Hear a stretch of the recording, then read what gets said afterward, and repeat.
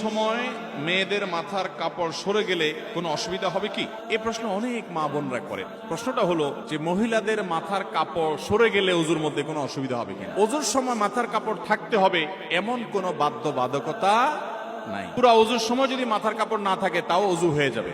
দেখতে হবে যে কোনো গায়রে মাহরাম পুরুষ তাকে দেখছে কিনা। কোনো গায়রে মাহরাম পুরুষ নয়, বাসায় এখানে বাপ ভাই আছেন, স্বামী আছেন, সন্তান আছেন, তাদের সামনে তিনি ওযু করছেন বা অন্য নারীর সামনে ওযু করছেন বা একা একা ওযু করছেন। মাথায় কাপড় যদি টোটাল পুরা ওযুতে একবারও না থাকে তাতে কোনো অসুবিধা। আমরা সময় যেখানে জায়গা মাথা কাপড়ের সেটা দিই না। যেখানে মাথা কাপড় দেওয়ার দরকার নেই সেখানে মাথা কাপড় নিয়ে টানাটানি করি। আজানের সময় অনেক মহিলা মনে করে যে ঘরে আছে একা একা কেউ নাই, তারপরে আজান শুরু হয়ে গেছে তাড়াতাড়ি মাথা কাপড় দেওয়া শুরু আছে না নাই? এখানে মাথা কাপড় দেওয়া জরুরি না। তো যদি কোনো গায়রে মাহরাম পুরুষ থাকে তখন আজান না হলেও মাথা কাপড় দিবে। আর যদি কোনো গায়রে মাহরাম পুরুষ না থাকে সেখানে আপনার জন্য মাথা কাপড় দেওয়া জরুরি। আপনি রিল্যাক্সে থাকতে পারেন, মাথা কাপড় দিতেও পারেন, নিচেও থাকতে পারে। এখন কথা হলো ওযু। ওযু করার সময় আপনি যখন মুখ ধোবেন একেবারে চুলের গোড়া পর্যন্ত পানি যেতে হবে, এই কানের লতি পর্যন্ত পানি যেতে হবে।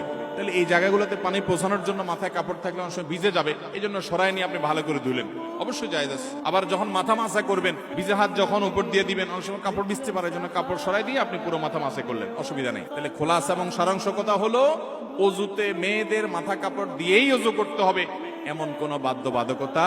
মাথা কাপড় রেখে যদি ওযু করতে পারেন ওকে, আর যদি সরেও যায় তাতে কোনো অসুবিধা